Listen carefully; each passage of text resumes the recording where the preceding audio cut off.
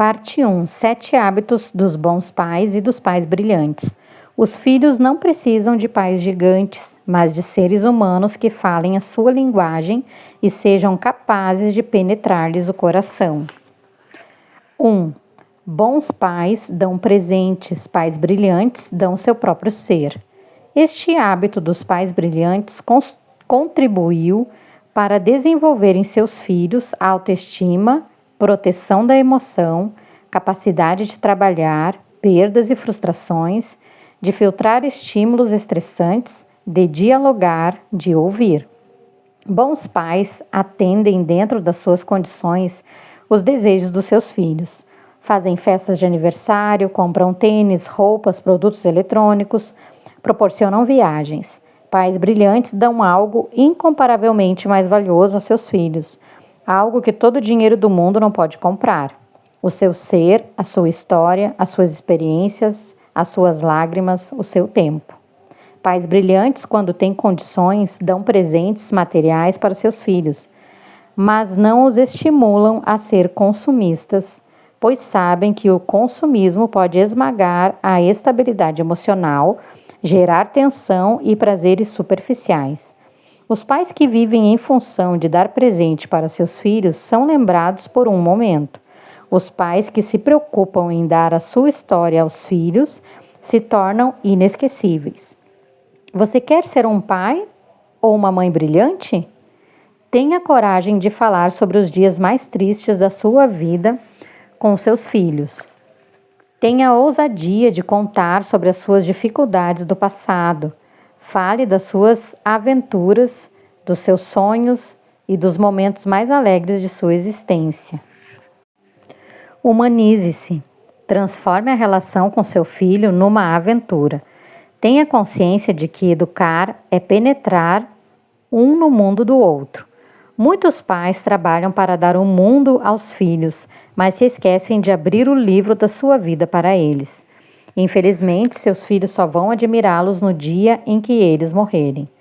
Porque é fundamental para a formação da personalidade dos filhos que os pais se deixem conhecer? Porque esta é a única maneira de educar a emoção e criar vínculos sólidos e profundos. Quanto mais inferior é a vida de um animal, menos dependente ele é dos seus progenitores. Nos mamíferos há uma dependência grande dos filhos em relação aos pais, pois eles necessitam não apenas do instinto, mas de aprender experiências com seus pais para poderem sobreviver. Na nossa espécie, essa dependência é intensa. Por quê? Porque as experiências aprendidas são mais importantes do que as instintivas.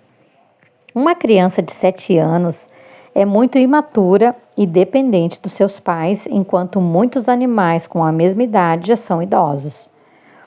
Como ocorre esse aprendizado? Eu poderia escrever centenas de páginas sobre o assunto, mas neste livro comentarei apenas alguns fenômenos envolvidos no processo. O aprendizado depende do registro diário de milhares de estímulos externos, visuais, auditivos, táteis e internos, pensamentos e reações emocionais, nas matrizes da memória. Anualmente, arquivamos milhões de experiências. Diferentemente dos computadores, o registro em nossa memória é involuntário, produzido pelo fenômeno RAM, registro automático da memória. Nos computadores, decidimos o que registrar na memória humana. O registro não depende da vontade humana. Todas as imagens que captamos são registradas automaticamente. Todos os pensamentos e emoções negativos ou saudáveis são registrados involuntariamente pelo fenômeno RAM. Os vínculos definem a qualidade da relação. O que seus filhos registram de você? As imagens negativas ou positivas? Todas.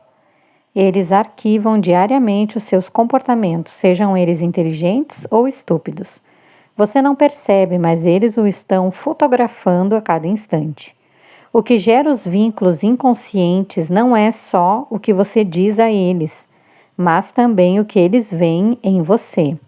Muitos pais falam coisas maravilhosas para suas crianças, mas têm péssimas reações na frente delas. São intolerantes, agressivos, parciais, dissimulados. Com o tempo, cria-se um abismo emocional entre pais e filhos. Pouco afeto, mas muitos atritos e críticas. Tudo que é registrado não pode mais ser deletado, apenas reeditado através de novas experiências sobre experiências antigas. Reeditar é um processo possível, mas complicado.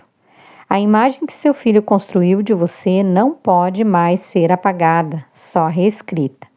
Construir uma excelente imagem estabelece a riqueza da relação que você terá com seus filhos.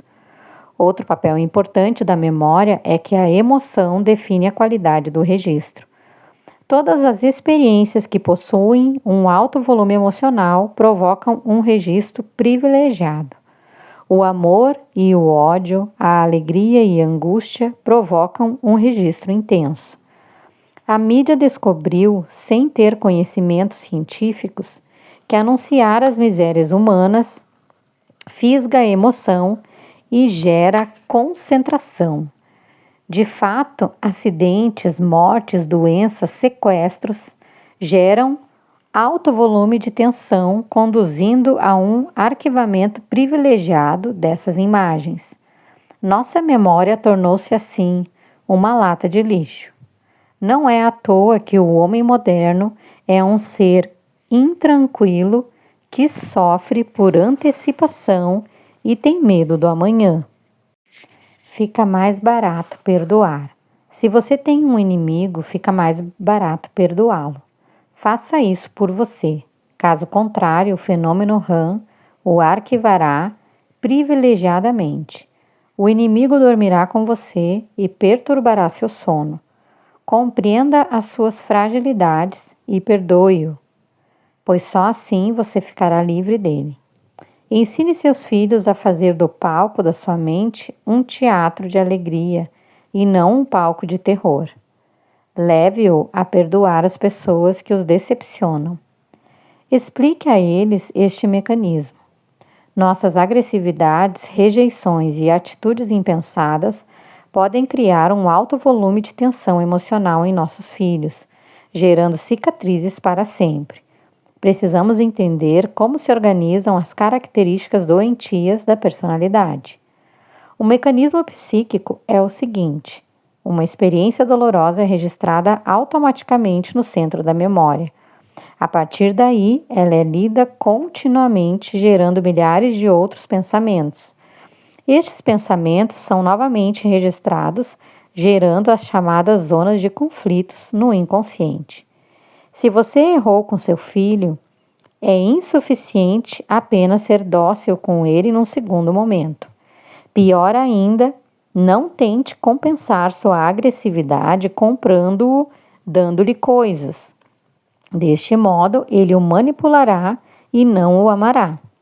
Você só reparará sua atitude e reeditará o filme do inconsciente se penetrar no mundo dele e se reconhecer seu exagero, se falar com ele sobre sua atitude. Declare a seus filhos que eles não estão no rodapé da sua vida, mas nas páginas centrais da sua história. Nos divórcios é comum o pai prometer aos filhos que jamais os abandonará, mas quando diminui a temperatura da culpa, alguns pais também se divorciam dos seus filhos. Os filhos perdem a sua presença, às vezes não física, mas emocional.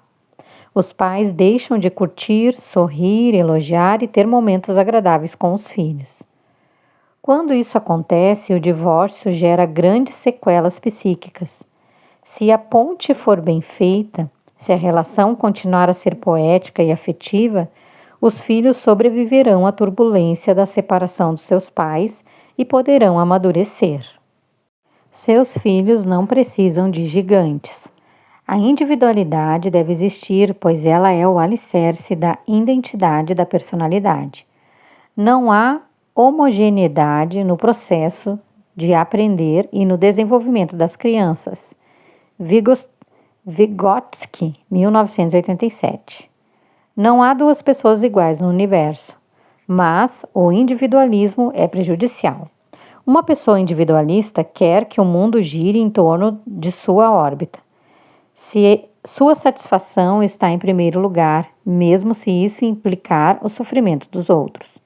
Uma das causas do individualismo entre os jovens é que os pais não cruzam a sua história com a de seus filhos. Mesmo que você trabalhe muito, faça do pouco tempo disponível grandes momentos de convívio com seus filhos, role no tapete, faça poesias, brinque, sorria, solte-se, perturbe-os prazerosamente. Certa vez, um filho de 9 anos perguntou a um pai que era médico quanto ele cobrava por consulta. O pai disse-lhe o valor. Passado um mês, o filho aproximou-se do pai, tirou algumas notas do bolso, esvaziou seu cofre de moedas e disse-lhe com os olhos cheios de lágrimas: Pai, faz tempo que eu quero conversar com você, mas não tem tempo. Consegui juntar o valor de uma consulta. Você pode conversar comigo? Seus filhos não precisam de gigantes, precisam de seres humanos. Não precisam de executivos, médicos, empresários, administradores de empresas, mas de você, do jeito que você é. Adquira o hábito de abrir seu coração para os filhos e deixá-los registrar uma imagem excelente da sua personalidade sobre o que acontece. Sabe o que acontecerá? Eles se apaixonarão por você, terão prazer em procurá-lo, em estar perto de você. Quer coisa mais gostosa do que isso? A crise financeira, as perdas ou as dificuldades poderão arremeter-se sobre a relação de vocês, mas se ela tem alicerces, nada destruirá.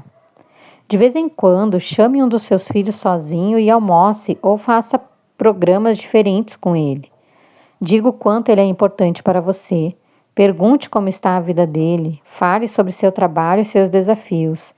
Deixe seus filhos participarem da sua vida. Nenhuma técnica psicológica funcionará se o amor não funcionar.